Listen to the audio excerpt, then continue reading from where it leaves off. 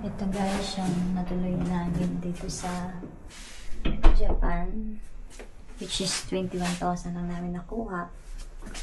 Super cute. Yan, ay pagpasok mo, merong tsinelas, and then ito siya. Yan.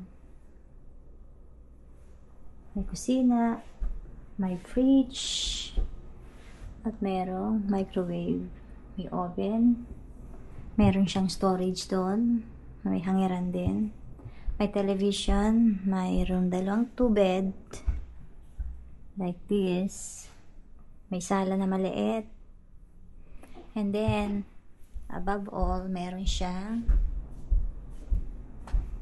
ito, sa veranda. Ganda. And then, on top of that, meron siyang toilet. Ganda ng toilet nila, oh. Maliit lang siya. Pero cute. Tapos separate yung kanyang toilet bowl. Ano na rin siya, digital na rin siya. Magsasarili na siya ng flash. May sarili rin silang toiletries na binibigay, which is 21,000 lang. And then, meron siyang ito. Ganda, diba? Meron siyang bathroom.